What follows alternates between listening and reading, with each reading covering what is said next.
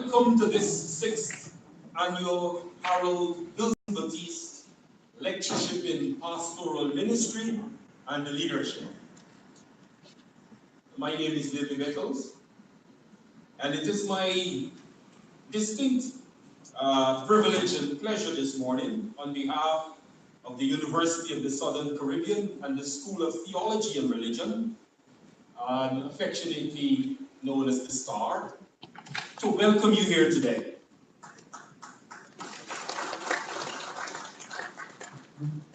We are delighted to have you with us to participate and to share in our sixth annual Harold Baptiste Leadership Lectureship. Thank you for coming, and that many of you have sacrificed other important activities and traveled long distances to be here serves as a reminder to us all how important such an event is.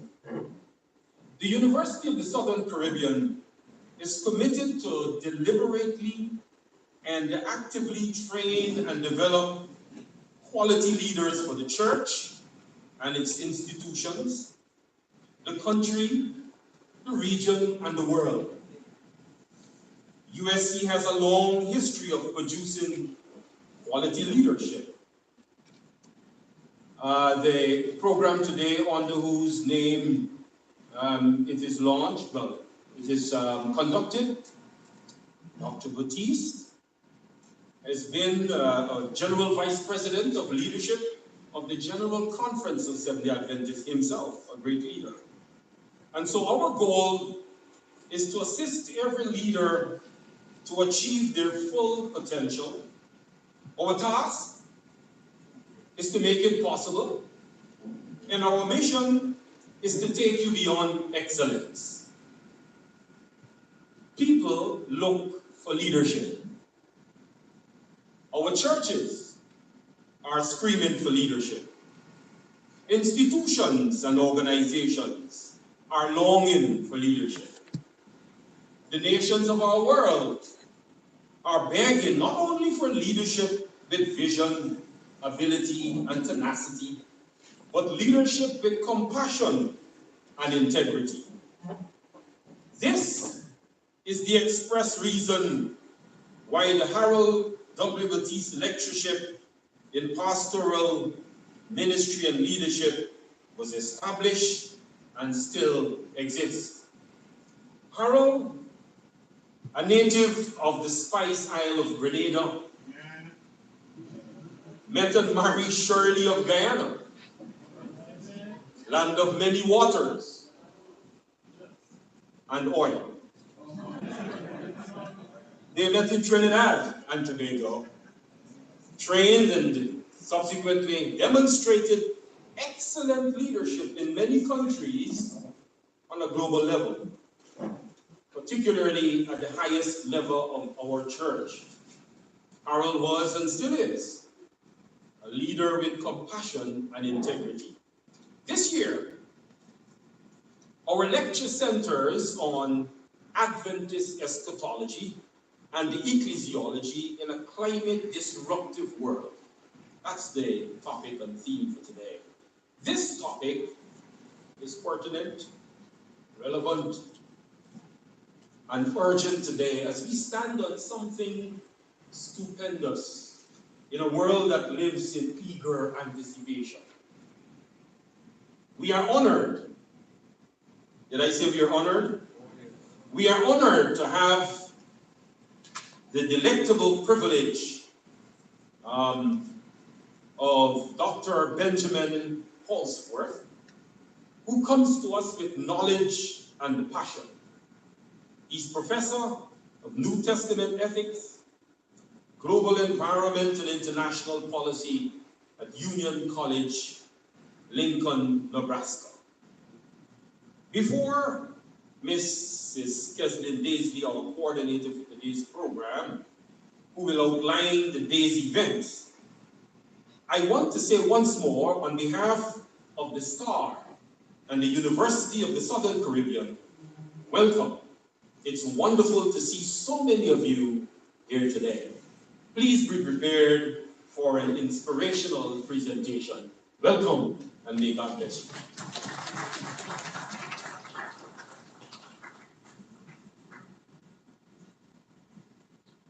Since all protocol has been observed, I would like to invite you, everyone, to stand in the presence of God.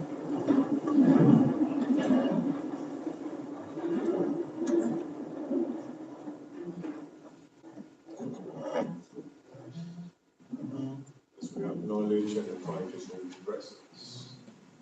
Let us bow our heads. Great God, King of kings and Lord of lords, you are God alone, and undoubtedly there's never been a time when you were not. You spoke and it was, you commanded, and everything stood fast. What an awesome and majestic God we serve. Lord, we delighted today for such a great and awesome privilege, not only of prayer, but also of this conference, this lectureship. We thank you for the orchestration of such by the leadership of the staff, collaboration with all other entities and all special invited guests who are here to make this a reality. We thank you, Father, for this occasion, so that we can be stimulated, our minds titillated and inspired, and we may receive from you a delectable gourmet meal, so as to set us on course as it relates to matters pertaining to eschatology and ecclesiology relative to climate disruptive circumstances. So we pray, therefore, for your manservant that you have chosen, Dr. Wolfsworth, as he presents today, that you imbued him with insight from on high. Let your Holy Spirit lead him, O Father, so that as he shares with us, whatever we abide is going to be a tremendous blessing. So bless this lectureship today. Let your wonderful presence permeate this auditorium's atmosphere. And that all that's going to be said and done will be to your name's honor and glory. This is our prayer. In Jesus' name. Ladies and gentlemen, please pay attention to the safety briefing for the Social Sciences Auditorium here at the University of the Southern Caribbean. In the event of an emergency, the alarm will sound. You shall evacuate in a quick and orderly manner using the marked exits located at the left and right of the auditorium. There are trained personnel present who will guide you safely to the muster point, located at the northern car park, directly opposite the marriage complex. Please remain at the muster point and await further instructions.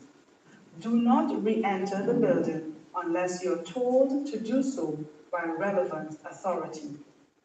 Please do not use the elevator unless you are instructed to do so by personnel from the Trinidad and Tobago Fire Service.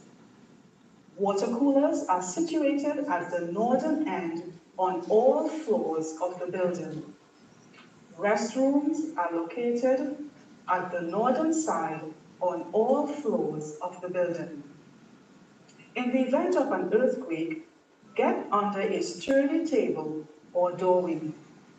If this is not possible, stay where you are until the vibration stops. Remain calm. Do not panic. When the shaking stops, walk quickly and orderly to the muster point, which is situated at the northern car park. Remain at the muster point. Do not re-enter the building until you are told to do so by relevant authority. Please do not use the elevator. Thank you for your attention to these guidelines. Let your stay be a safe and enjoyable one.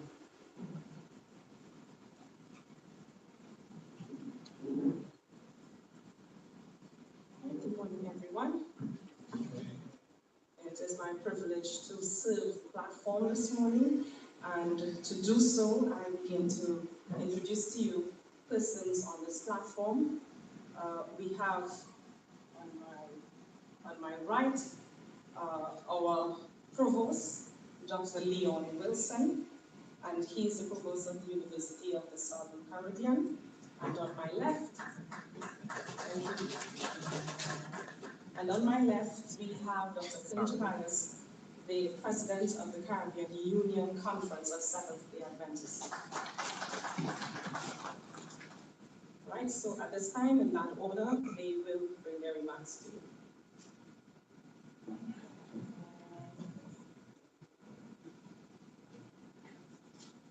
Good morning. Those of us who know the ubiquitous president of this university, and not seeing him on the platform this morning, would readily agree and conclude that something has happened to prevent him from being here. And on his behalf, I offer apologies for not being a part of the program as outlined today. He's likely to join us later, but he asked me to say especially to you, welcome to the University of Southern Caribbean.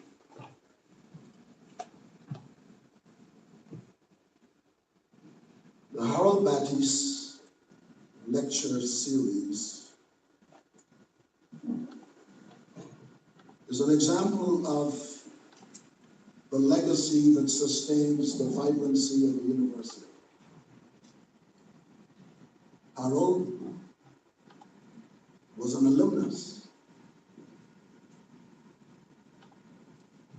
He is a theologian and has served our church at the highest level.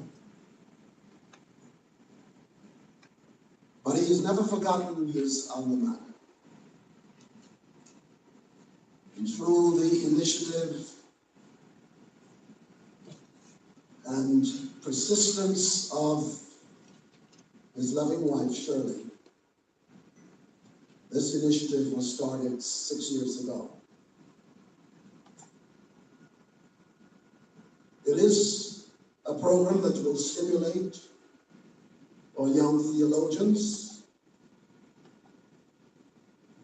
and highlights the importance of scholarship as you move along the ladder of preparation. But I regard this as a fitting tribute to the legacy that must be held high at this institution. For too often, as the younger set comes along, they are not schooled about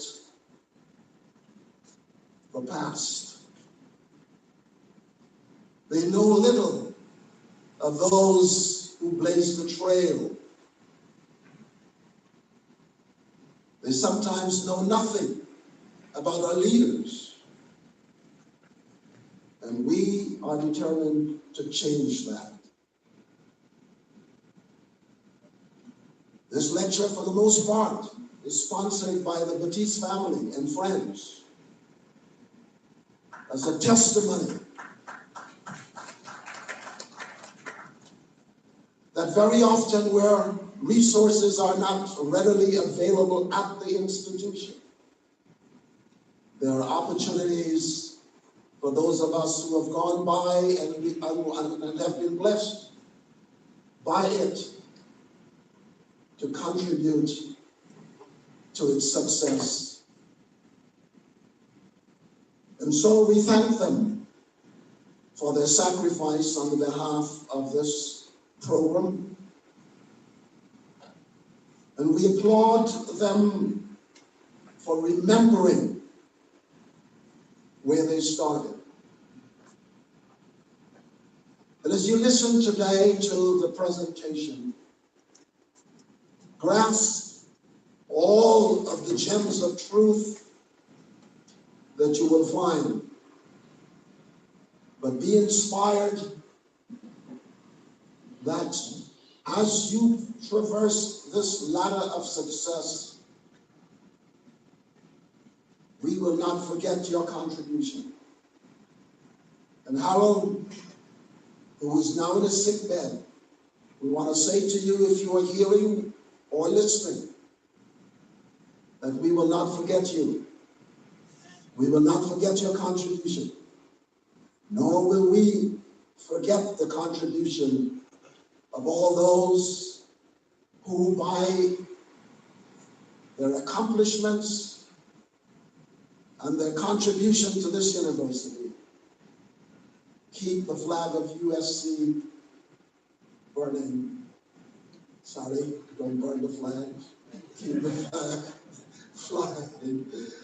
And never, never will we burn your memory.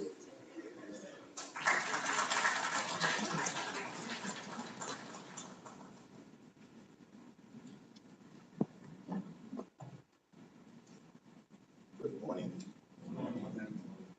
It's my pleasure to represent the Caribbean Union Conference, and by virtue of being the leader of the Caribbean Union Conference, I'm also the chairman of the board of the University of the Southern Caribbean, which is intended, as we typically say, it's a light to the Caribbean. Of course, we may eventually have to change that because it's now the light of the world.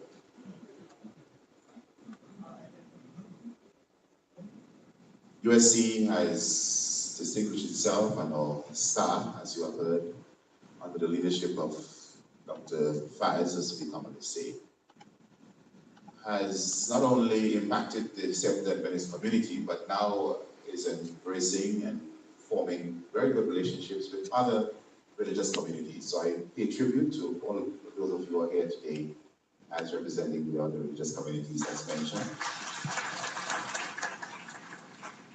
And I hasten to say that from seminary to seminary, if you indeed invite Dr. Faiz, I hope you will invite me, because I would like to benefit from the theological perspectives of your respective church associations and denominations. What a university does, it engages thought, reflection, allowing us to examine important aspects of the common book, the Bible, which we all embrace as God's authoritative word to his people.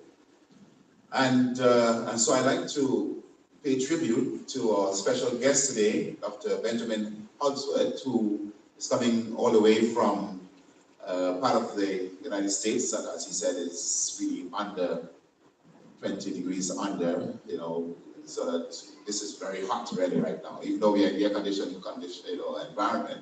So thank you very much. I'm happy that you can accept the invitation to be with us today. Let's give a round of applause, please. Yes.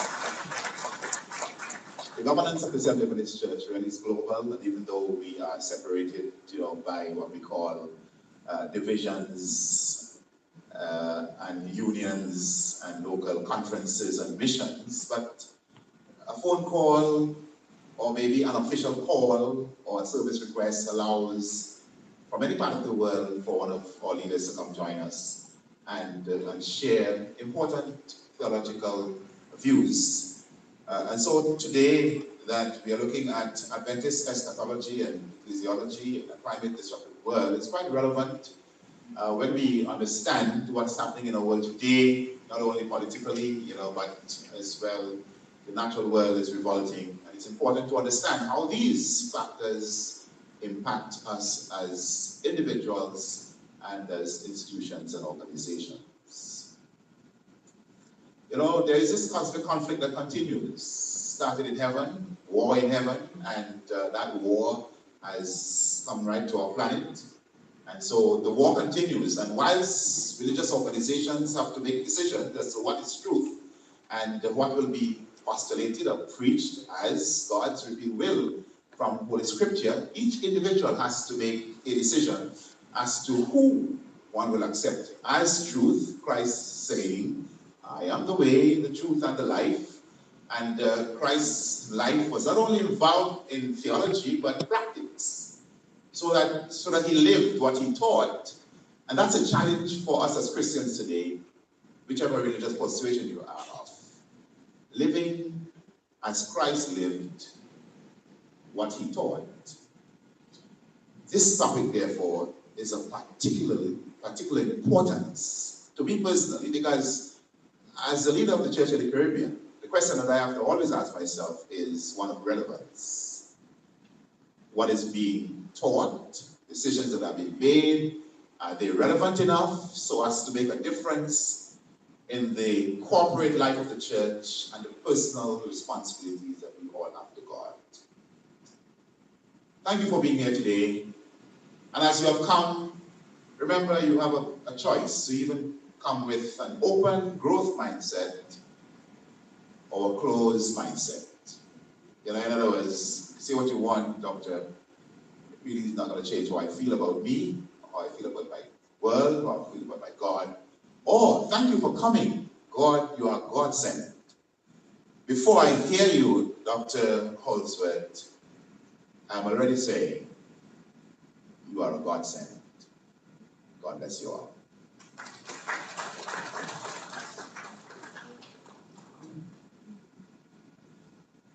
The persons that I will introduce to you now, they are here to bring a special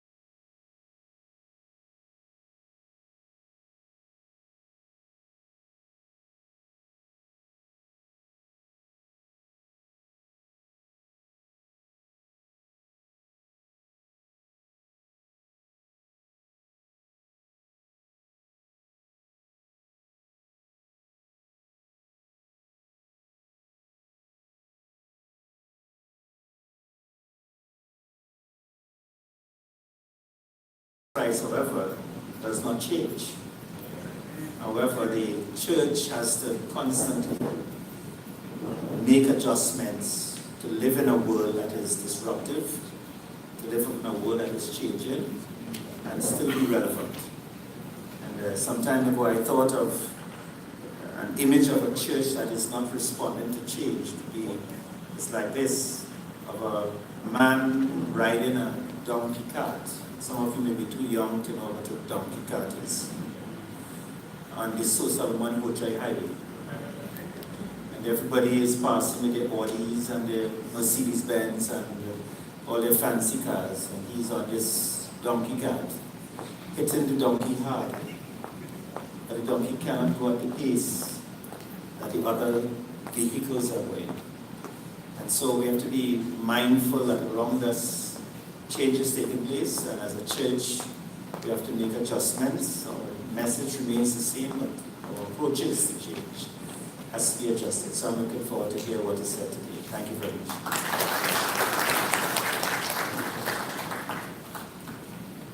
Thank you very much for your welcome. All protocols observed. It's an honor to be here from the Presbyterian Church of Trinidad and Tobago, which was established in 1868, and from St. Andrew's Theological College, which was established in 1892. Joining me here today also are some students from the St. Andrew's Theological College. Very grateful that they're able to be here, because many of them have come from the deep south of Trinidad and trekked up to be here to share this time with you. We have enjoyed our participation in this conference over the years. In fact, a few years ago I was asked to give a presentation here with a couple of other people on the Presbyterian and Calvinist view of Ecclesiology and Eschatology. And today as we gather, we realize that Ecclesiology and Eschatology are not words that are designed to create existential excitement in our world today. However, this is the world in which we live. This is the world that God so loved that He gave His only begotten Son. And this is the world that needs to hear what will be said today and what we will transmit with our lives and our mission and our message. As we think about these topics, we live and we learn with each other and from one another. Certainly, Dr. Files is always a welcome preacher at many Presbyterian pulpits, to the point in which many people wonder if either he's a secret Presbyterian or if we're all closet Adventists in the Presbyterian Church. We're all trying to figure out which. And certainly Dr. Tobias, you'll be welcome as well, and all of you also in our churches. And we look forward to continuing to work with you and continuing to realize that in our world today, our existence in this world is in a world where eschatology is part of our daily reality and part of our daily life, because sometimes we realize that our church has a voice, and that voice has to be God's voice, and that voice has to awaken people to the realization that in this path, it's a linear path. And this journey, it's our journey, and it's a journey to which we are called as God's children with each other, led by the grace of God for the glory of God. Thanks be to God. God bless you all.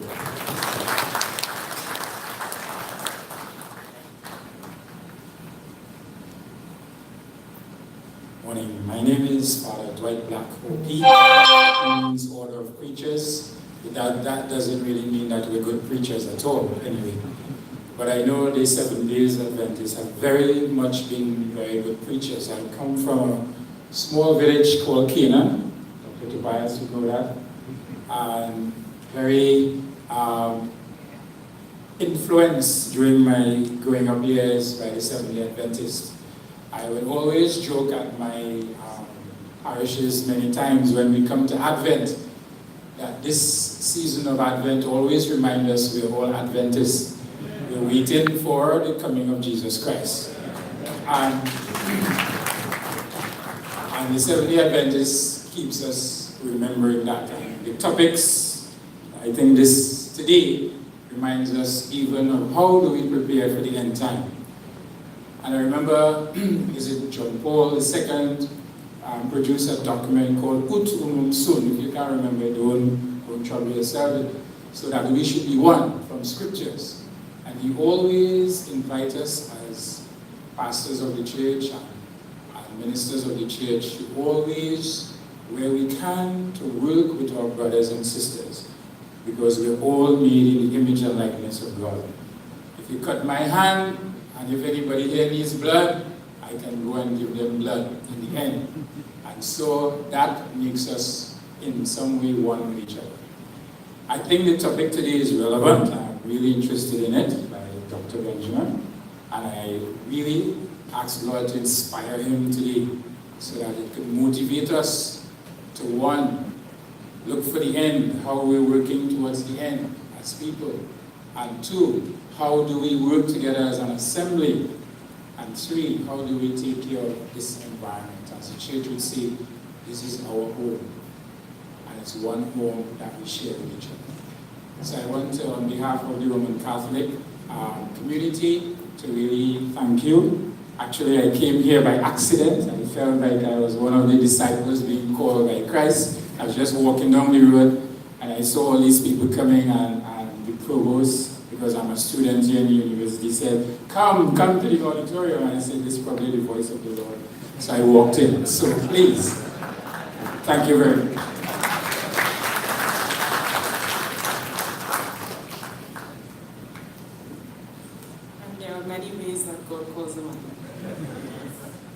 joining us today is Melora Thomas, and she'll be lifting our hearts and our heads, I should say, as well, heavenward, as she brings to us a special music rendition. When she's through, the introduction of the lecturer will take place by Lectureship.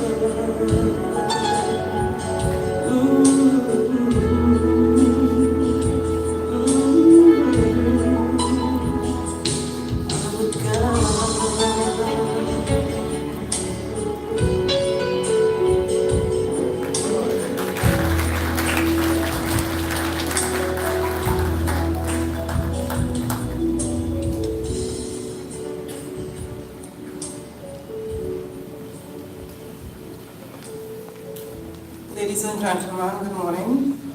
It is my honor and pleasure this morning to share a few words of introduction regarding our esteemed guest presenter today, Professor Benjamin Holsworth.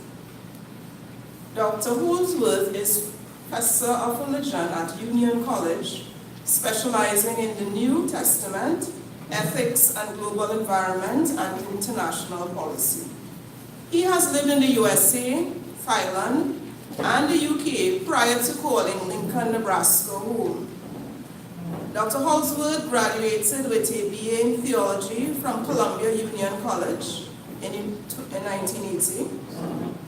In 1987, he completed an MBA at Florida Institute of Technology. And in 2003, he earned an MA in New Testament Studies at Newbold College in the UK. His thesis focused on the book of Ephesians. Dr. Holsworth completed his PhD from Durham University, also in the UK, in 2010, where his research concentrated on the Epistle of Romans within its first century context. Previously, Dr. Holsworth taught at an Adventist Junior Academy and an academy. His business and professional experiences include 13 years working in healthcare strategic planning, business development, and change management. He has also pastored churches and is an Adventist minister. He has lectured at Union College since 2009. Today, Dr. Holsworth explores the intersection of the New Testament church and eschatology, the Adventist church, global issues, and climate disruption. I now invite us to give Dr. Holsworth a warm USC welcome as he comes to the podium to address us.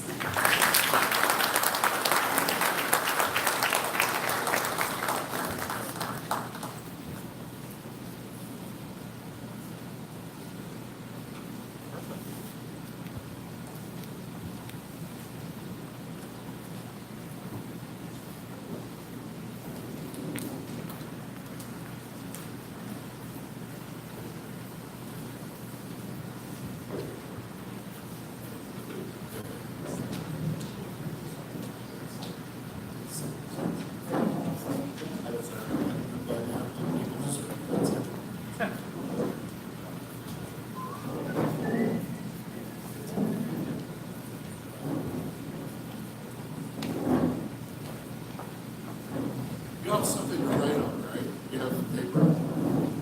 Right.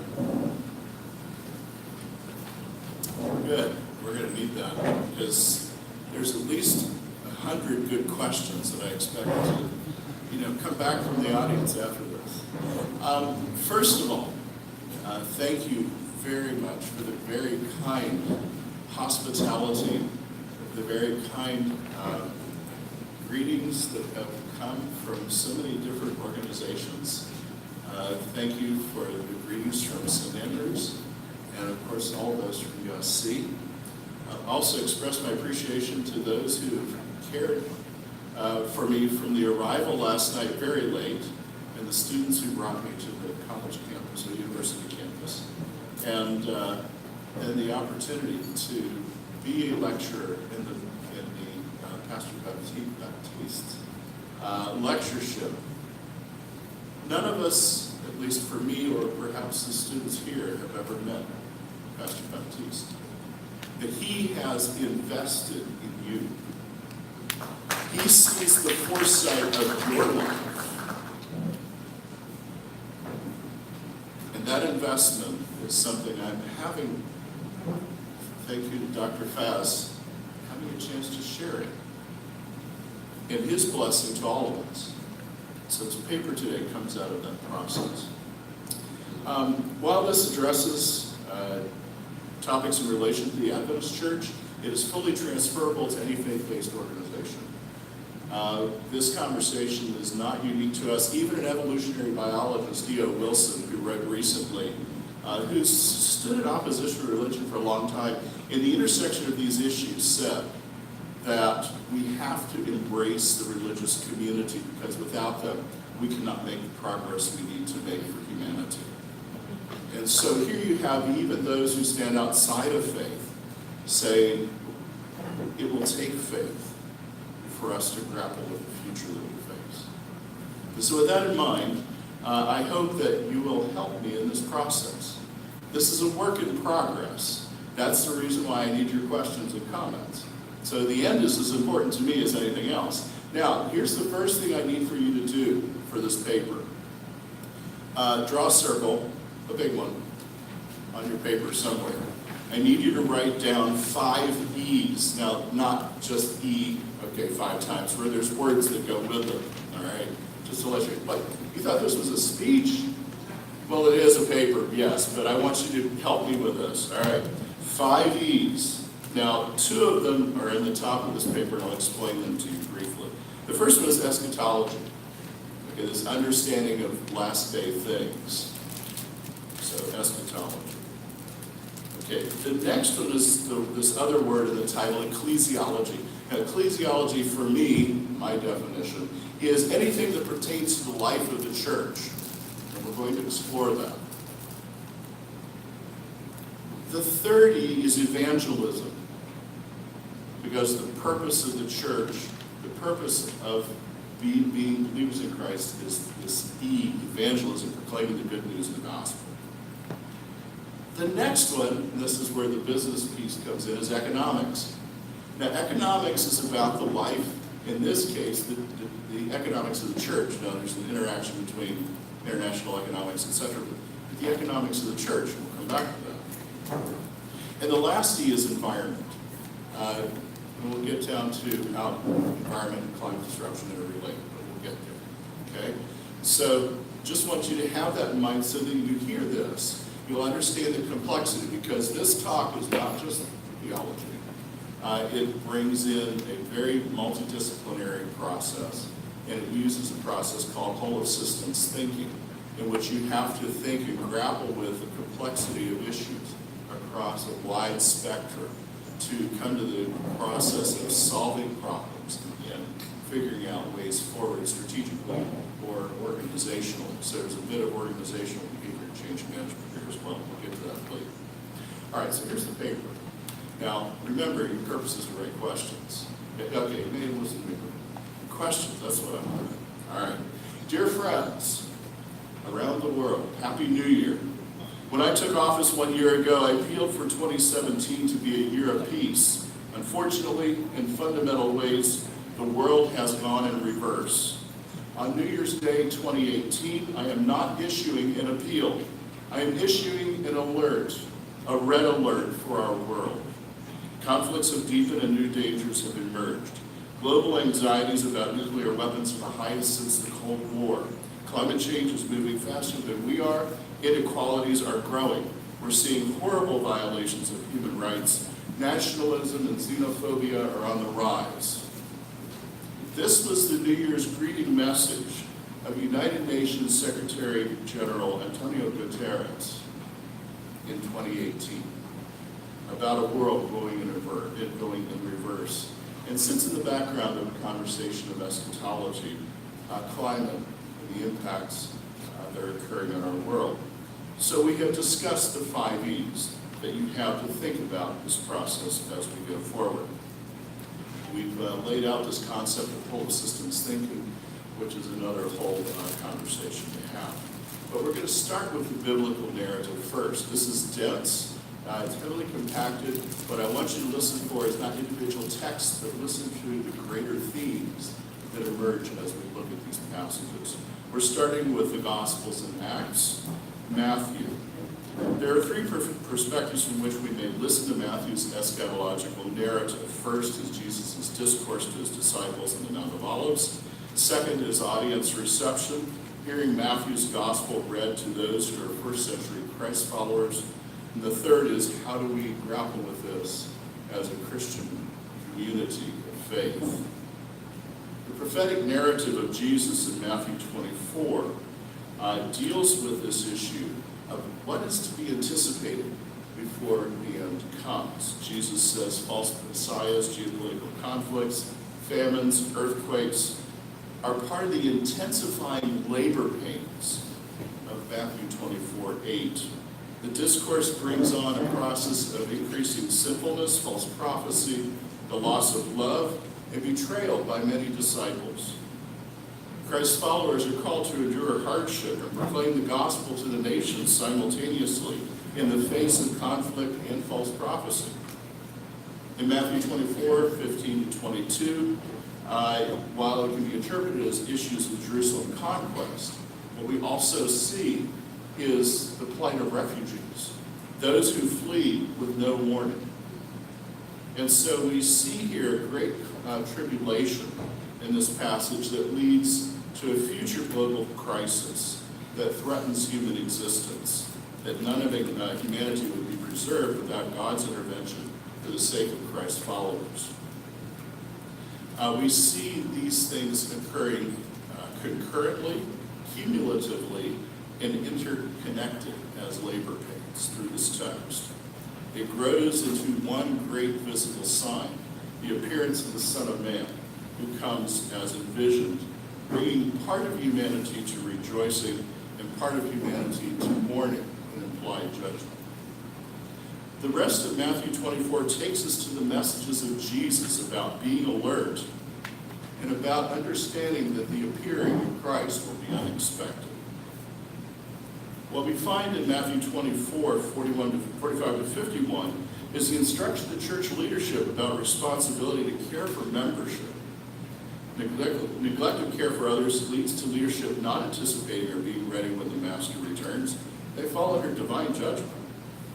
This example brings together this conversation of how do we care for the church, how do we think about church economics, at the same time about caring for Christ's people before the appearance of Christ. Matthew 25, 1 to 13 takes us through the analogy of the virgins who are awaiting the bridegroom's arrival. But then there is the I do not know you, the moment of judgment that comes for those who did not plan for or anticipate the return. They were called to be alert, they were not. Matthew 25, 14 to 30 continues this, an exhortation to live out what Christ has called leadership and disciples to engage in thus far in the Matthew 24-25 narrative. The activity is ecclesiological. In other words, it's the activity of the church community in response to the call of the master up until the point of the end when the master returns. The judgment scene of Matthew 25, 31 to 46 is not disconnected from the rest of the narrative of what we see in Matthew 24. Jesus continues speaking. Those who inherit the kingdom of heaven, as we see in 25, 31 to 46, are those who cared for Christ's followers and endured the labor pains.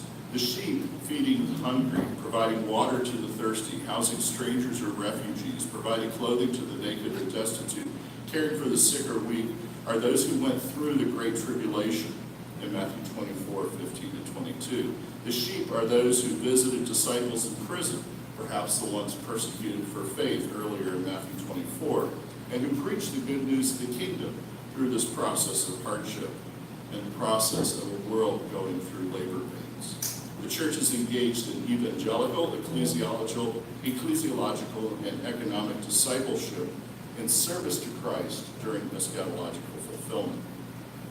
This in turn is reinforced in Matthew 28 with the call to make disciples of all nations, baptizing them until the day the Lord comes. Mark continues to reinforce this narrative. He again reminds his readers that there's a call to manage through this process of earthquake and famine and the birth pangs that were related in Matthew. But he adds in the story of the doorkeeper who manages the flow of life in the household, laboring for the master. Allegorically, the leadership of Christ followers to live in active anticipation as part of the master's household and caring for it. Luke Acts adds to the Matthew-Mark narrative.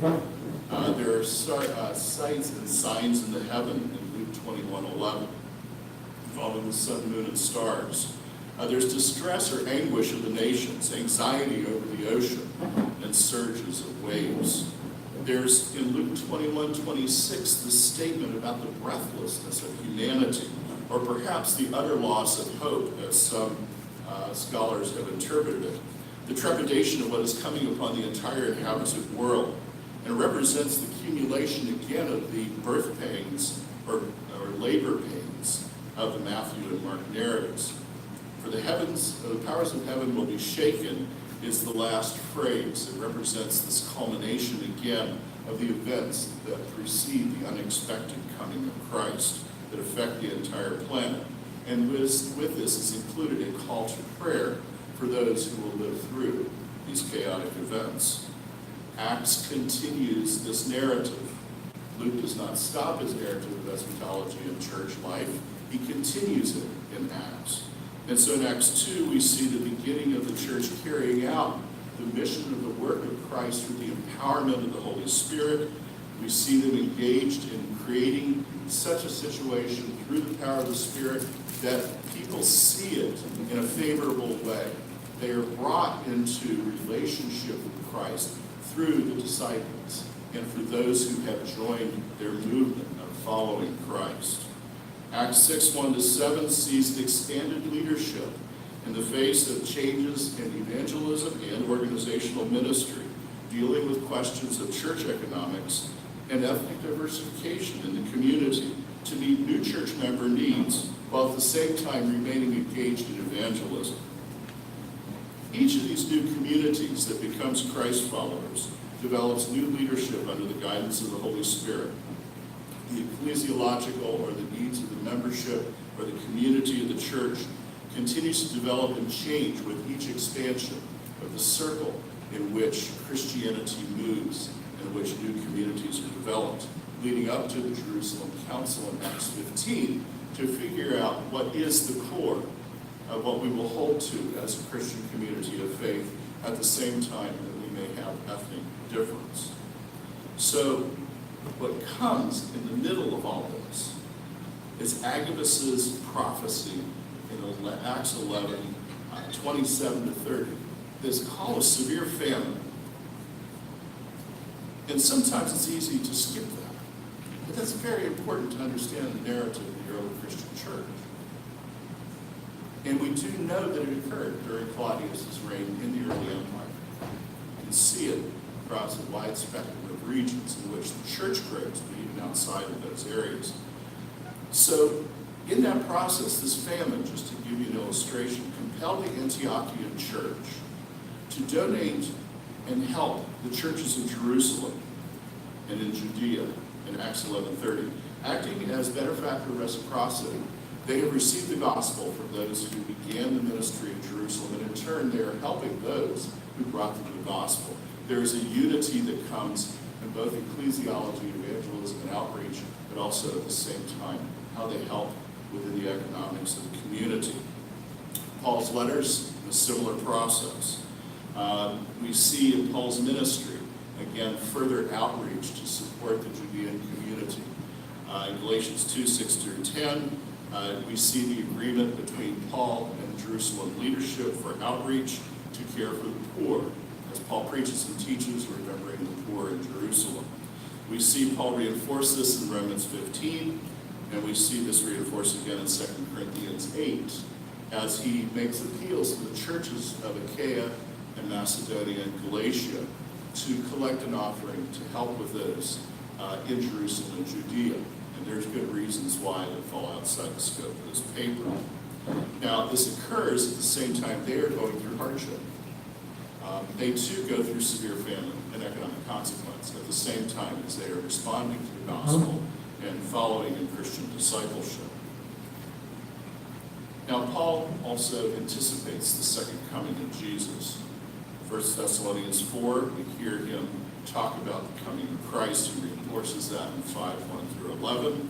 He talks about the coming of God's wrath upon the world, and he summarizes his eschatological perspective, from my view, where he proclaims boldly to those who receive his letter to the Romans that he looks forward to the moment where Satan is crushed under his readers' feet in Romans 16:20. Bring to end the great controversy. Peter's epistles, a similar narrative. What we hear in Peter is an ecclesiological discipleship that engages in both evangelism and in eschatology. In 1 Peter 1:3-5, they are reminded about their living hope and the imperishable inheritance of the grace of God manifested in the resurrected Christ. They're called to mutual love in 1:22 to demonstrate discipleship to Christ. They're called to live faithfully in 2:12 when good deeds and good conduct in the face of slander results in non-Christians glorifying God in the day Christ appears, implying that they too have become Christians through the ecclesiological witness, the life witness of the church that is inherently evangelism. Good conduct includes appropriate relationships, not only within the Christian community, but also outside of it, to appeal to honor in society, to love those in the Christian community, to show reverence to God, and to honor the emperor, thus being a model of Christians doing good, both inside and outside the community of faith.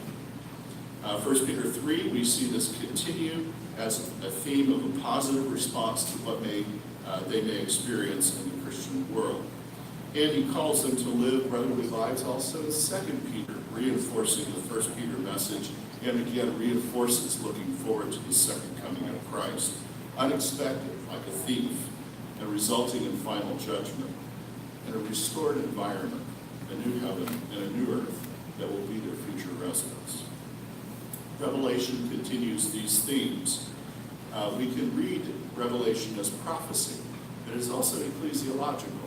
It is about a letter written in response to those who first received it, as well as we understand it prophetically across time and through history. The call in the letter to remain steadfast and live lives of hope in the face of conflict and in the face of coming judgment is something that the church is called to. In the letter, we also see this reminder that Christ is ruler of the kings of the earth, when most humanity will refuse to recognize his lordship, and they also will mourn his coming, echoing the message of Matthew 24. There are destructive images in eschatology that become evident in the environment in the letter. And that is a longer conversation in relation to the destruction of a humanity that rejects God, and at the same time the economic and environmental impacts that come upon the world. In the end, we again see the restoration of new heaven and new earth. So how does this relate to us? Well, we can look at these messages and use them as a way of creating an anxiety narrative, or perhaps a heightened hope narrative that leads to perhaps greater fervency, or for evangelistic purposes. We can emphasize certain individual world events. We can talk about how they may strengthen the local and global church. We can use that approach. What about ecclesiology? Because once you evangelize and talk about eschatology, and you have members join the church, become part of the community of faith, what is the narrative of how we take care of one another?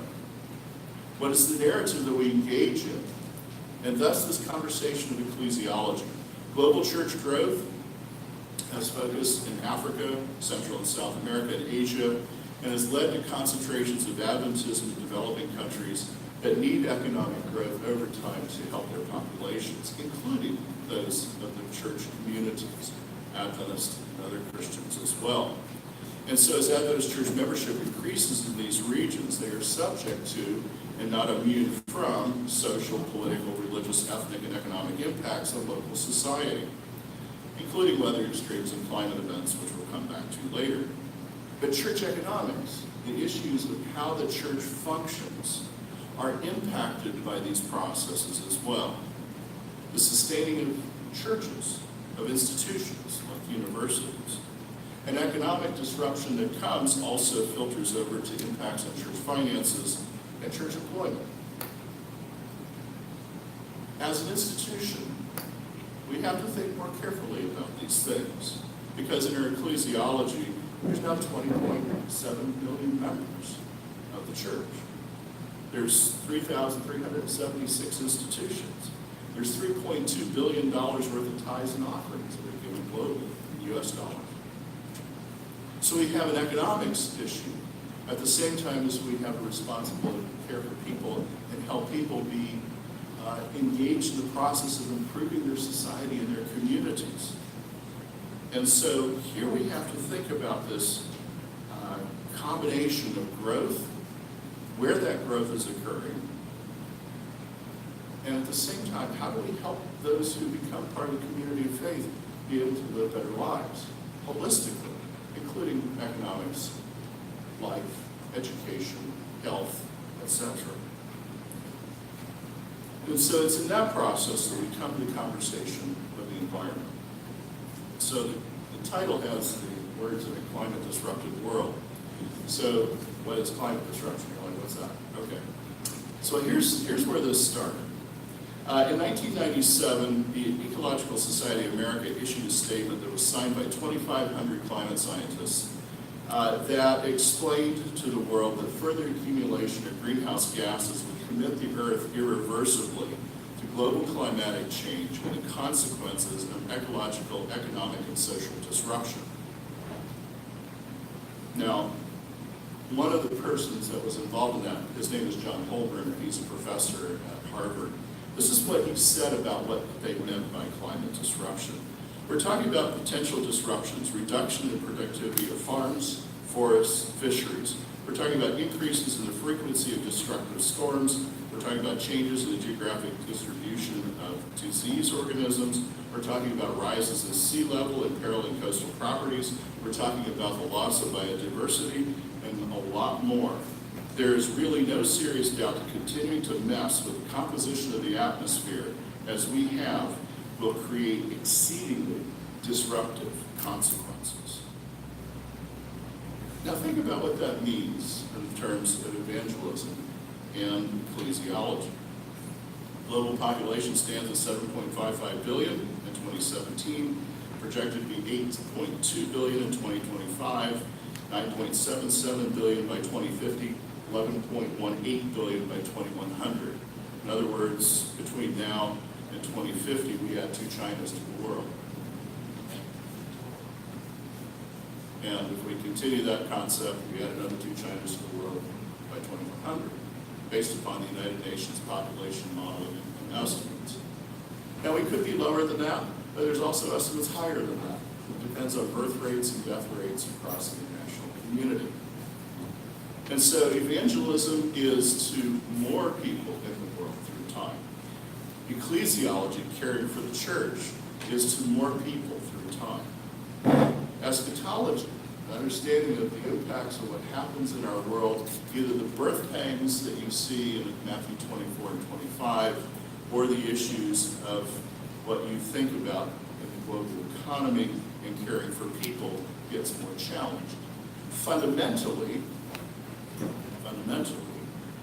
these people need the basics of life: food, water, energy, housing, healthcare, infrastructure, transportation.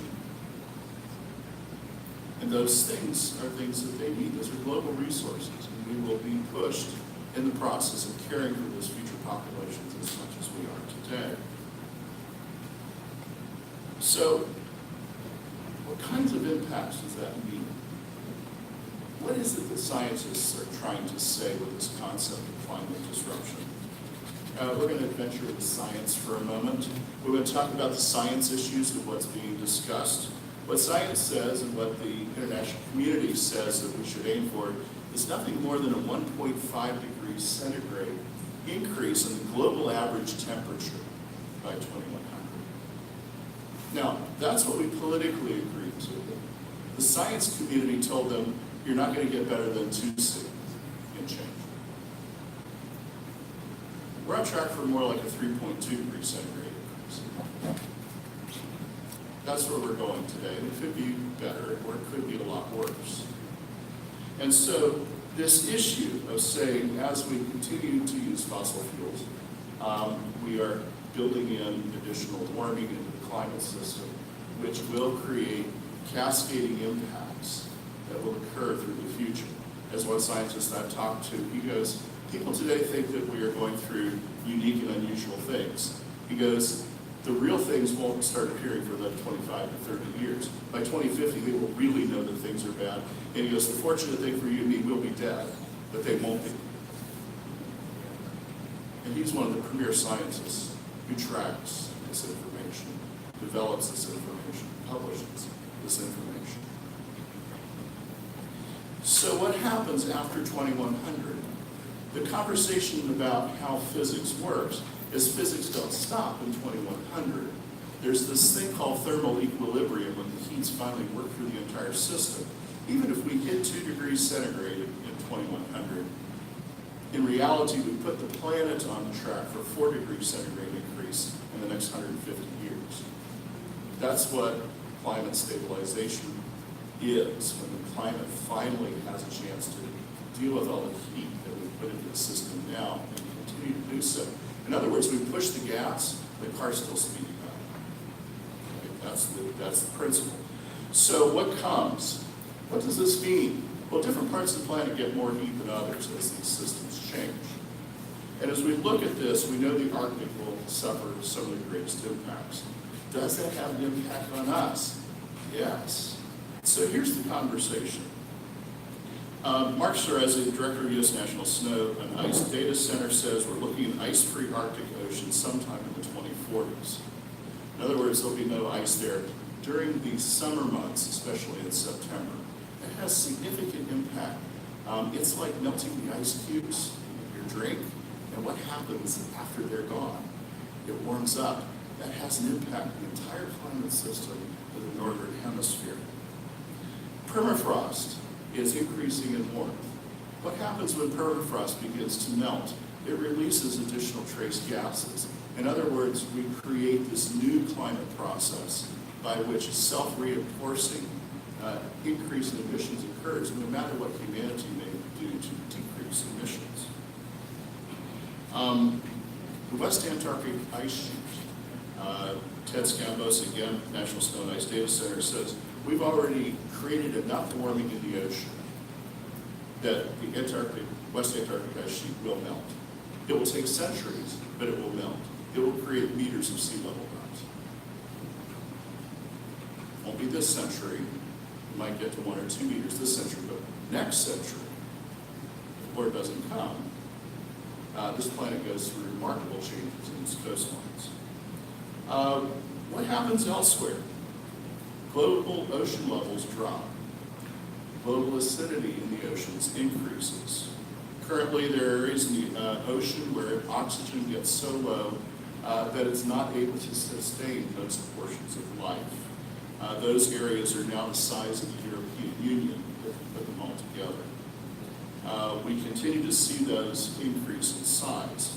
As one scientist put it in the lead article on that, under the current trajectory, that is where extinction is, where we are headed. The consequences to humans of staying on this track is so dire that it's hard to imagine that we would quite go that far down the path. The churches, faith-based communities, are not immune to these issues. Let's take it from a different perspective. The U.S. national security community. What's the U.S. intelligence community say? 17 different agencies of the federal government interested in U.S. national security, but global security, because we live in an interconnected world. In 2012, the U.S. intelligence community said, we should really monitor 12 to 15 countries around the world for stability. We're concerned that they, because of climate, might hit moments where they destabilize. They thought that by 2022, that number, given humanitarian issues, etc., it might go as high as 50 to 60 countries. Now, here's your Google moment. Go out and see how many countries there are in the world. 50 to 60. Now, watch this narrative. By 2016, 4 years later, James Cladford, the Director of National Intelligence, said, we now live in a world of unpredictable instability that has become the new normal. In international relations, this trend will continue for the foreseeable future. Why? Extreme weather, climate change, environmental degradation, and the rising demand for food and water, poor policy decisions, and inadequate infrastructure will magnify instability. In 2016, later, he said, unpredictable instability will come to 2/3 of the nations around the world. And they are at some risk of instability in the next few years. Now, he used the word risk. A few months later, he added in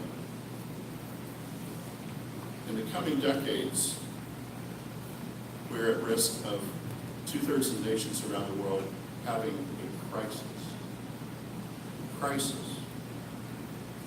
So as we look at his narrative, from where he sat at the highest point of a collection of data around the world, he used this language, and he used it intentionally. What are the key factors driving the scope and complexity of this unrest? From his perspective, the younger drivers are climate change. Major population centers competing for ever diminishing food and water resources, and governments having an increasingly difficult time controlling their territories. So as we look at this, as we look at the other statements that have been made by the U.S. intelligence community, they are concerned that we may experience ongoing and increasing, if you wish to use the biblical language, labor pains through time in the future. As they put it, if we do not respond, they will overwhelm government infrastructure and resources and threaten the social fabric of communities. So when you get to the anticipated climate disruptions, there's another perspective to think about. This is your business moment. International finance, global insurance, and disaster risk perspectives. I'm not going to share an American perspective. I want you to hear the Islamic State's perspective. The Organization of Islamic Cooperation is an organization put out by the Islamic State's makeup, the Arab League. The way they put it in their Science and Technology 2025 planning document, climate change and global warming are caused by humanity and have been underestimated. We have only one planet that we inhabit for the foreseeable future, and it is facing a crisis of unimaginable proportions. That statement is continued by them, in which they make it clear that they anticipate that the OIC states, those that make up the Middle East and North Africa, will face the situation of running out of usable land, water, that will be further created a problem of sustainability due to climate change and its impact on food security. I'll give you some examples of that.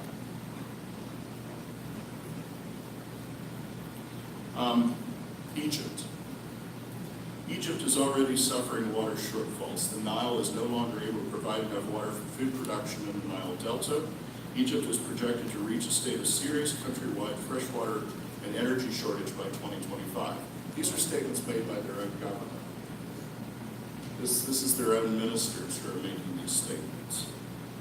One analysis says, with the Nile no longer an Egyptian birthright, the Nile Delta is gradually disappearing into the Mediterranean Sea. Millions of Egypt's people will inevitably need to look elsewhere for a livable future. Can you imagine millions of people leaving the Nile Delta to find a new place to live? Last summer, the Egyptian government told them, in Egypt, you cannot grow rice, you cannot harvest sugarcane. They cut down on wheat production. Egypt, for the first time in many, many years, imported rice. They usually export rice. The reason why is the government said there's not enough water. The Minister of Water said last fall that they have a 40% shortfall of water needs currently.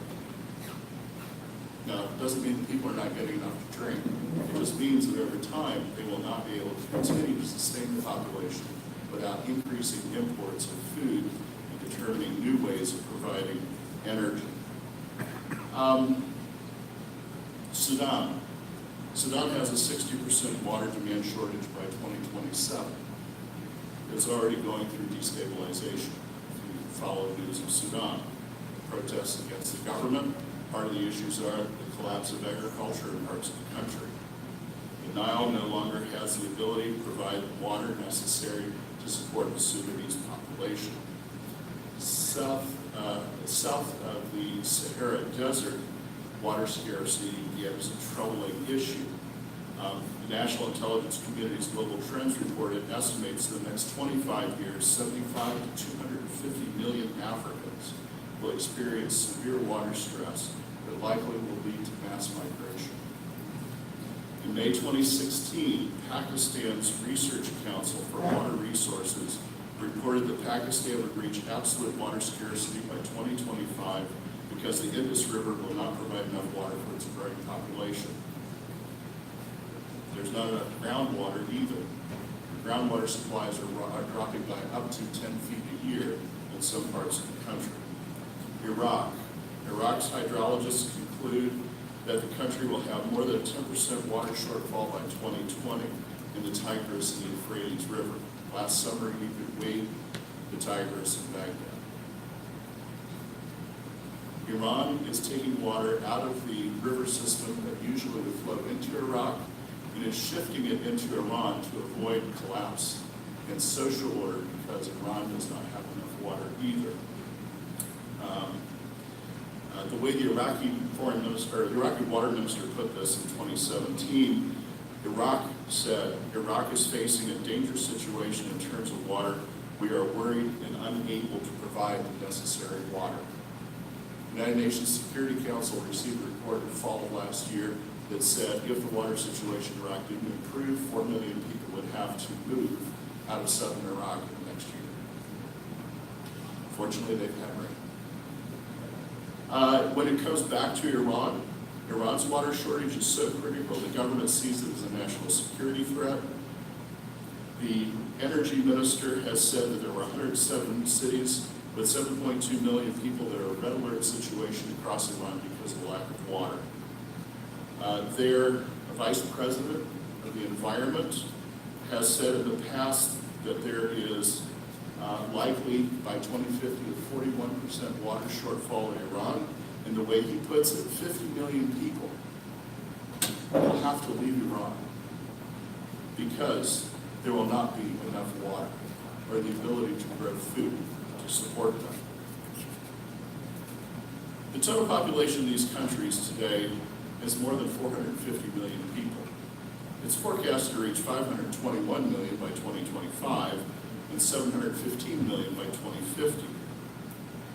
The challenge is, where will they go? Where will they live? Who will take them in?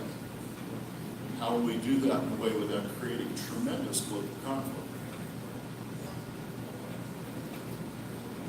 To add into that, scientists believe that because of the increase in warming, if we stay on track to above a 2°C temperature increase, there'll be a 24% decrease in global land area that will be able to be used for farming at the same time that we increase population. How does this impact the Adventist church? How does this impact the Adventist community? Well, let's just take the United States. The United States in 2017 suffered $300 billion in damage from storms. The Adventist church was not spared from that. The island of Barbuda might come to mind, or Dominica, or the Virgin Islands, or Puerto Rico, or others. The United States wasn't spared. Hurricane Harvey. These stories come and go from the news, but as you know, it takes years before these communities are reestablished, depending on the severity of the impact that they have gone through. I'll give you an example. There was a little article that I saw just this week that we finally rebuilt a church in Florida from Hurricane Charlie, which occurred over a decade ago. The community had been worshiping and trying to get to the point where they could rebuild their church for over a decade before they could rebuild it. But the news is that at the same time they engaged in evangelism, which doubled the size of the church by the time they got back to the building. They didn't stop preaching. They didn't stop being in the community. But it helps illustrate these impacts. In Puerto Rico, from Hurricane Irma, 16 churches suffered serious damage. One church has to be demolished. 5 Adventist schools needed construction. The treasurer of the church in Puerto Rico said it this way in December of 2017. We believe that 1,000 church members have left since September 20. That's 3 months. More will leave soon. The treasurer said, I'm exercising faith this year. The church members in Puerto Rico are very faithful, but there are no resources coming in. If the person cannot work, they cannot tithe. And so, as we go through these impacts, The institutions of the church suffer. The communities, the people of the church will suffer. And they will go through these experiences. And so the church will be faced, you will be faced with these complexities of how you remain engaged in life, preaching the gospel, anticipating the coming of Jesus, dealing with economics, and remaining vibrant for God. So, has the church made statements on these issues in the past? Yes. The Adventist Church has made several statements on the issues of global climate. What's the church said? The church holds that creation is something that we are called to preserve and nurture, and it's intimately related to our service to God. It found that human poverty and environmental degradation are interrelated, and the church is called to improve the quality of life for all people. Our goal is sustainable development of resources while meeting human needs. Additionally, it said that it recognizes the issue of the threat of climate change. It recognizes the church is impacted, global communities impacted by greenhouse gas emissions, ozone depletion, and deforestation. It recognizes the issues of the increase of CO2. It has issued a call to care for the poor as part of the Millennium Development Goals, now today the Sustainable Development Goals. And so the church has been engaged in these conversations from its official statements. So we are looking at, we're witnessing the increasing labor pains described by Jesus in the gospel. We are called still in policy making and decision making, in leadership, to this issue of how you care for organizations and institutions, and at the same time continue to care for the members who make up our communities and make up our churches. How do we provide for them? How do we encourage them to continue to rebuild their lives in the face of hardship? And so that comes to this conversation of not only spiritual well-being, but physical, mental, social, psychological well-being that are encouraged by the narrative of Matthew 25.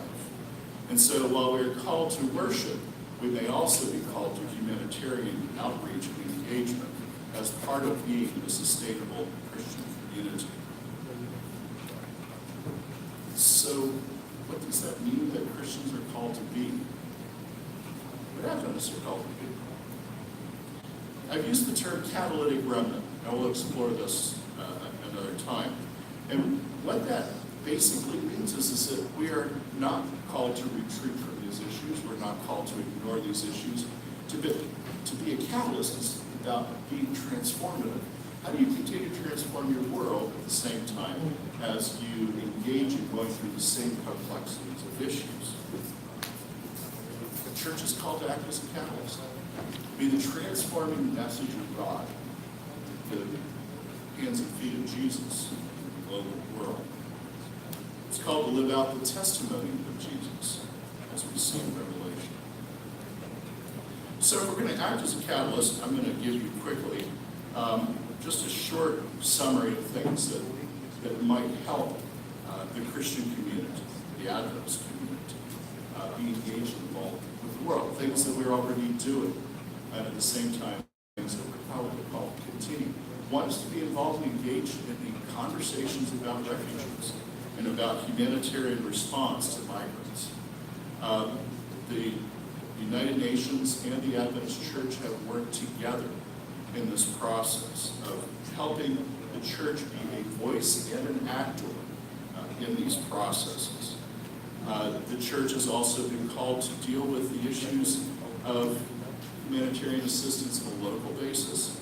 It's also been called and has carried out work to continue to support religious liberty, because it is known that as societies go through these climate consequences, they get stressed, and there's two things that happen. One is the ability to worship, that's perhaps one, but the other issue is extremism that becomes part of the narrative of either ethnic, social, or political conversations, and that includes the religious community as well. So, how can we respond? I'm laying out 5 principles. We'll come back to these again later. Education says you tell them once and they tell at least 2 more times. So we're going to go in more detail on this last piece. We're going to lay out these principles for you of what it is that we are called to, I think, looking at Paul and New Testament and what the Christian community has to offer. One is this issue of mutuality. What we see in Christian churches of grace, what we see in the practice of the early Christian church as it expands across the Eastern Mediterranean, is this conversation of mutuality, mutual care, mutual support, mutual assistance in the face of both climate impacts, social impacts, political impacts. All are intertwined. Sustainability. How do we do things that will create sustainability in church resources? But also, how do we encourage our communities to create sustainability for the systems that help support life, for water, for food, for the restoration of ecosystems? What happens when you go through a storm that devastates where you live?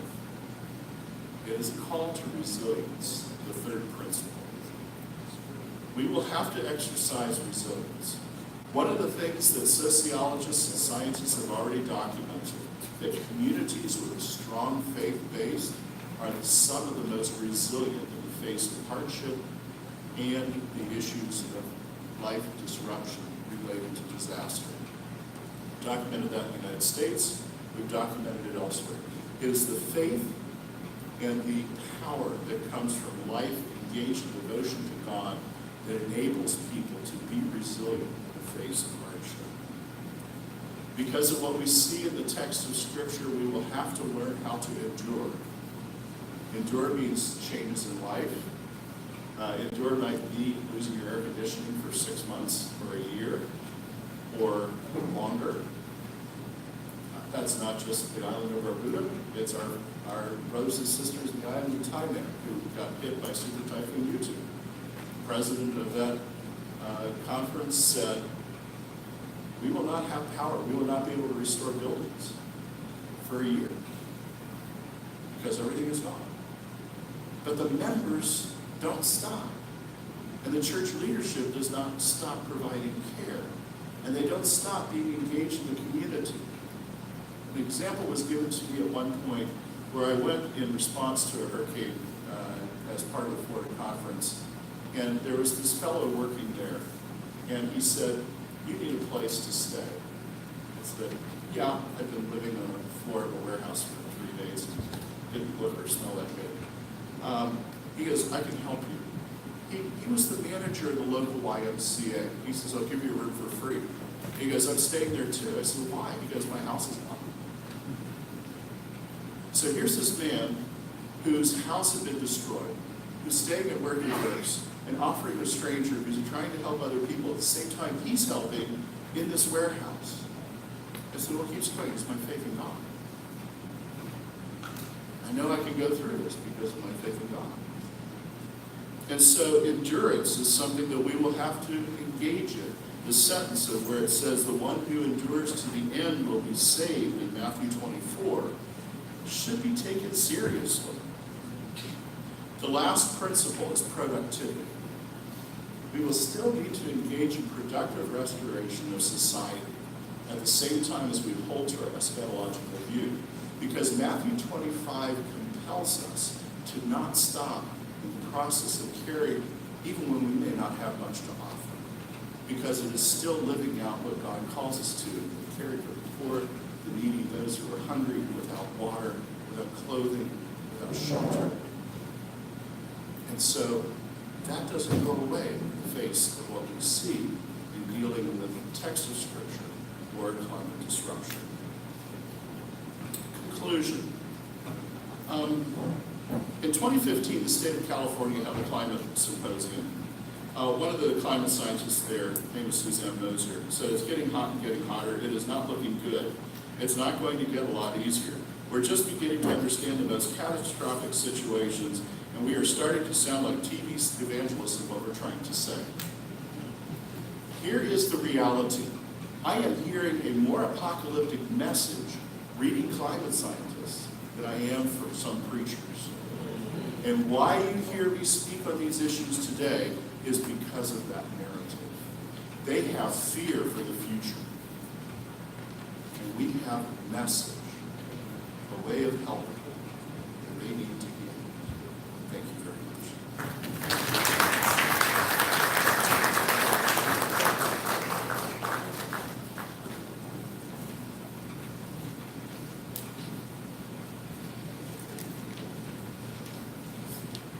I would like to invite at this time Dr. Representative Hossain to join us, the Dean of the School of Theology, to give his response to this lecture.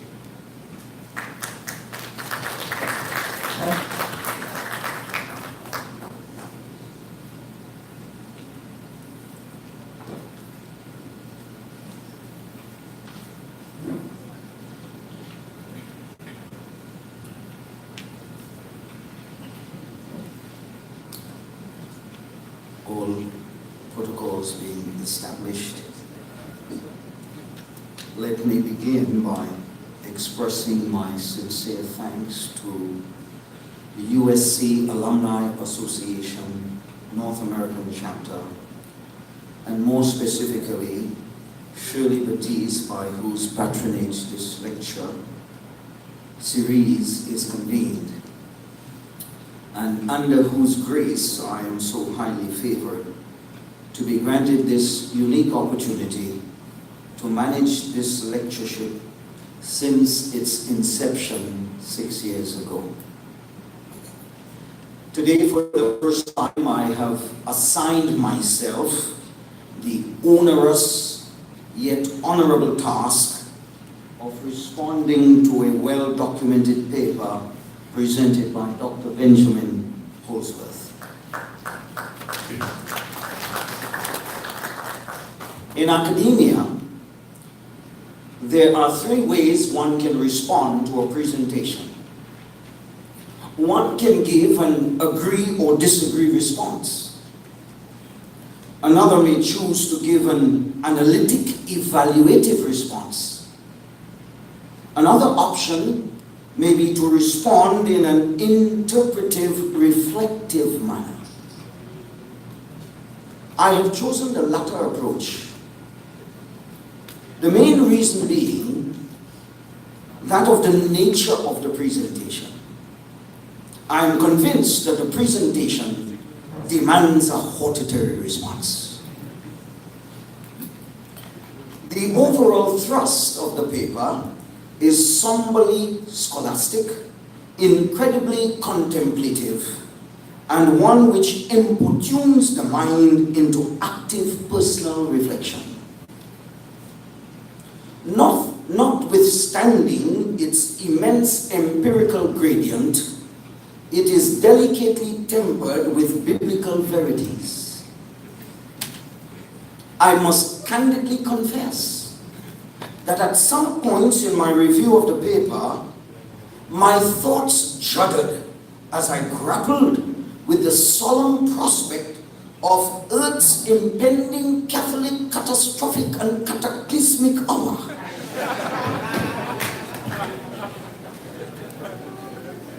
Indubitably, as you pondered on the canons of the presentation, your mental faculties were not only caressed in an academic encounter, but your souls soared to a higher echelon of the divine encounter.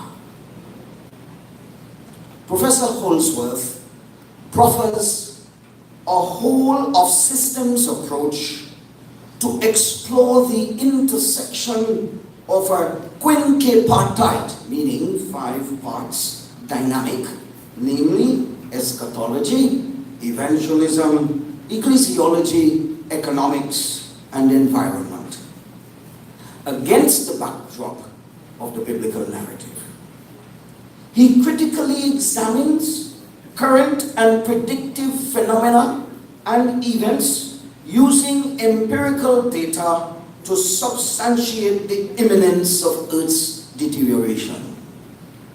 He then demonstrates the important role Adventists, and by extension Christians, all Christians, must play as a catalytic remnant in helping to alleviate the conditions in a climate-disrupted world.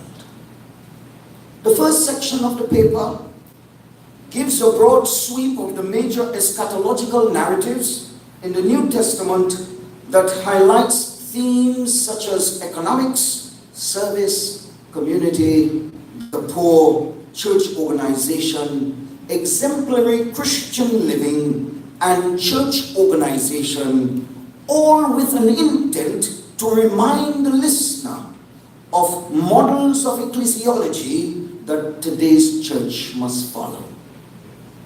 In section 2, Professor Holsworth steers us into a reality check mode, as it were, a kind of quality assurance barometer. Quality assurance ladies here. We are reminded of the shocking type of science hysteria, that's how I call it, or science hype, propagated in some Adventist quarters and used among some evangelists to generate fervency among believers and would-be converts. He raises the issue of the church's challenge to respond to the growing socio-political, physical, and economic needs of third world countries where the gospel seems to be thriving exponentially. It is essential that the world church leaders seriously look at how resources are spent in those areas where conversions are disproportionate to capital. Section 3 addresses the meat of the matter, that of climate disruption. The statistics are frightening. By 2050, with a world population of 10 billion, where and how are we going to find the basic goods and services to sustain life? It is well if Adventists can anticipate the problem on 4 fronts: preaching of the undiluted gospel, the virtues of care and compassion through discipleship, the Adventist consolidation of Bible prophecy and eschatological dogma, and more importantly, or most importantly, the expansion of service-oriented institutions. I could ask for an amen. Thank you. By 2100, Mr. Presenter, with a formidable increase in temperature by 3.2 centigrade, and with the Paris Accord on the scales by giant nations, where are we heading? A maximum 2 centigrade increase seems almost unattainable. Not to mention the melting of the ice in the Arctic region. Permafrost, and I'm inventing a word here, is nearing impermafrost. Deoxygenated oceans are a threat to aquatic life. Food and water crisis in the Middle East is no small issue. I have seen for myself the shrinkage of the Dead Sea as its waters are desalinated to supply the surrounding states. You know that, Elder? When 2/3 of the world's population are at risk of some sort of instability, there is something to worry about. Am I speaking the truth now? That's all I talk about. Ecosystems are on the brink of going haywire. Brothers and sisters, the world is about to plunge in an irreversible crisis, if not madness. The pertinent question is asked: what are Adventists, and by extension other Christians, doing in a world that is moving in a path of self-destruction? Or being more biblically correct, in a world that is about to come to its frightening end? Should we not be more aggressive in nature's conservation and in our involvement in humanitarian activities? Or do we sit idly in complacency, awaiting the imposing intervention of Jesus in the skies of glory to renovate and recalibrate the earth? Rhetorical question. What does all this mean for the Caribbean community? We a microcosm of the world's theater of events. While major crises will affect bigger countries, by domino effect, it will affect us politically, economically, and socially. I believe that the Caribbean will be affected in a significant way inasmuch as we sustain small economies. And if our pristine beaches become polluted and our coastal shorelines are damaged by swelling tides, how will small Caribbean countries who depend upon tourism sustain their economies? What about sweet tea and tea, Dr. Blasco? A few weeks ago, we had an unprecedented flooding in Trinidadian history.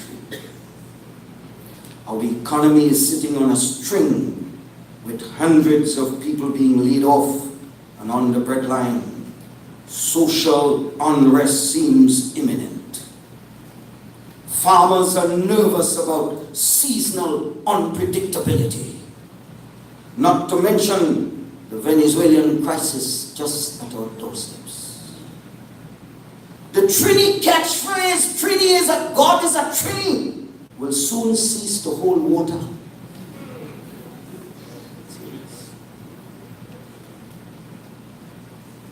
What then is the role of Adventists, and by extension all Christians, Presbyterians, Pentecostals, Catholics, Baptists? What then is our role as Christians amidst the uncertain future? I refer you to Dr. Ben's recommendation. Mutual care and concern for others. Young pastors, you heard that lecture in your ministerial chapel yesterday. You are first a social worker. Yes. Mutual care and concern for others, a sustainable program of church growth, resilience to societal needs, steadfast endurance, and productivity. In conclusion, what Professor Holsworth has shrewdly done is to provide a network of supporting evidences that the world is on the verge of a stupendous crisis. In his paper, Professor Holsworth has coalesced the biblical narrative with the global narrative in a way that we are forced to look at the scientific realities of our Earth's demise in the near future, while at the same time appreciate the accuracy and the authenticity of the biblical narrative. The Bible serves as a sure predictor of climatic events and a definite guide for ecclesiological intervention. And watch my words here. It is worth to hold Dr. Holsworth advice that we must be part of the catalytic remnant, fully active and involved in works of an ecological nature. And I say again, watch my phrase, it is worth holding on to the strong convictions of the Bible regarding eschatological events. It is worth holding, according to Dr. Holsworth, it is worth holding on to Jesus, whose second coming will change the climate of this world to an unparalleled ambience where God himself will abide with his people in peace. Professor Ben Holsworth, my friend, I hereby salute you. And to you, my listening audience, I most graciously thank you.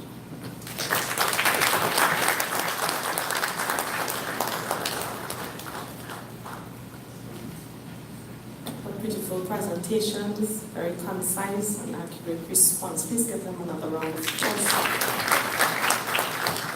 So at this time you get to join in, and through this particular aspect of the program, Pastor Andy Manzano, an instructor at the STAR, will lead us in this open forum where you can ask questions and have them answered.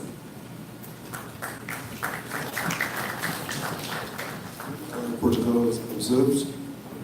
Ladies and gentlemen, the time is now yours to submit your questions. The professor did say that he would have created an environment to create more questions than answer the questions in his presentation. The presentation was indeed stimulating. I have my own question that I would like to pose, so if no one is ready, I'm looking for the roaming mic as you prepare. Yes, Professor, the Bible narrative repeats in the book of Peter, second epistle, 3 and verse 8 around there. We look for a new heavens and a new earth. Revelation 21 talks about God creating a new heavens and a new earth. Yet this presentation challenges the church and the community to, in a sense, preserve this earth. I also find in the book of Revelation, chapter 11, verse 18, a strong statement that says, God will destroy those who destroy the earth. I'm trying to find out how we can form an equilibrium between the two, to preserve and yet still look forward for new. These are very good questions, that he's used verses that I talk about elsewhere, but this is a great place to start. Now, do you mind if I shed my jacket? This is where I get to go to work, see?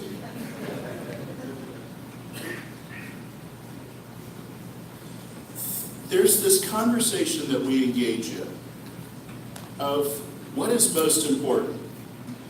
And there are three, this is another whole topic that I deal with someplace else, but there's three major contexts. First is, should we be envirocentric? In other words, should we shape our perspective on the preservation of the planet, the preservation of the earth? Okay? In other words, does that take dominant importance so we preserve the planet? The second one is anthropocentric.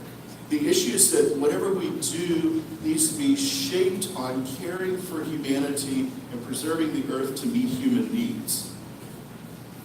But the third is this issue of theocentrism and the issue of what you see in your work for God, and you carried that out for people. Now there's